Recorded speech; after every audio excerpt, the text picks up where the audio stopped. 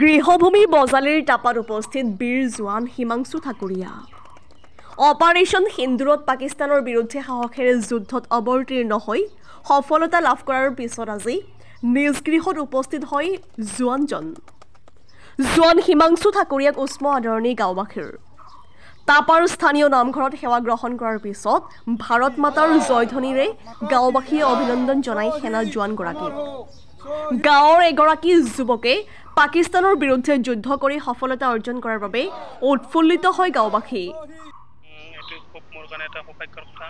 যোৱা 22 এপ্ৰিল 2025 যিটো পাকিস্তানৰ সন্ত্ৰাসবাদী দানা পেলগামত যিটো নৰহত্যা চলোৱা হ'ল, তাৰপিছত মে' মাহৰ 7 তাৰিখে যিটো আমাৰ ভাৰতীয় সেনাৰ দ্বাৰা অপাৰেশ্যন সিন্দুৰ চলোৱা হ'ল, তাত ময়ো অংশগ্ৰহণ কৰিবলৈ সুবিধা লাভ কৰিছিলোঁ।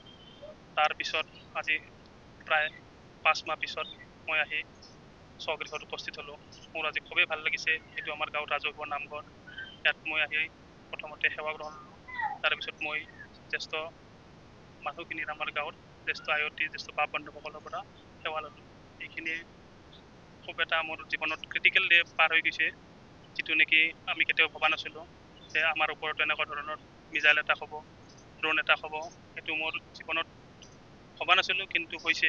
আপোনালোকে হয়তো দেখিছে টিভিত এনেকুৱা পৰ্যায়লৈ গৈছিল। আমিও তাত উপস্থিত আছিলোঁ, কিন্তু কেতিয়াও ভবা নাছিলোঁ যে এনেকুৱা হ'ব। কিন্তু যিয়ে নহওক, বহুত এটা ভাল কাম হৈ গ'ল আমাৰ কাৰণে, কাৰণ আমি আমাৰ বিজয় পথত উপনীত হৈছোঁ। এইটো খুবেই মোৰ কাৰণে এটা ভাল গৌৰৱ বুলি নকওঁ মই, কাৰণ মই এটা কিবা কৰিছোঁ, কৰাৰ কাৰণে মোক হয়তো আজি গাঁৱৰ মানুহখিনিও গৌৰৱান্বিত হৈছে বুলি নিজকে অনুভৱ কৰিছে। গাঁৱৰ নামঘৰটোত আহি মই সেৱা লৈছোঁ, এইখিনিয়ে। আচলতে অপাৰেশ্যন সিন্দুৰটো অকল হিমাংশু তালুকদাৰ বা এইখন গাঁৱৰ নহয়, ভাৰতৰ কাৰণে এটা গৌৰৱৰ কথা, য'ত আমাৰ এই উদীয়মান যুৱকজনে আমাৰ এই গাঁৱৰে অংশগ্ৰহণ কৰি আমাকেই নহয়, অকল গোটেই ভাৰতবৰ্ষৰ গৌৰৱত অংশীদাৰ হ'ব পাৰিছে। আৰু আমিও গাঁওবাসীয়ে বা আমাৰ এই অঞ্চলৰ মানুহখিনিয়ে তেওঁক এই গৌৰৱত আমি আনন্দিত হৈছোঁ, আপ্লুত হৈছোঁ, আৰু তেখেতৰ ভৱিষ্যত উজ্জ্বল আমি কামনা কৰিছোঁ।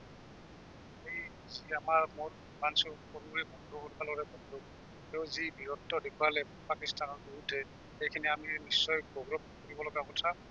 আৰু আজি সকলোকে আমি এই অম্বুবাচী মেলাত শুভেচ্ছা জ্ঞাপন কৰিছোঁ সমগ্ৰ অসমবাসীকে।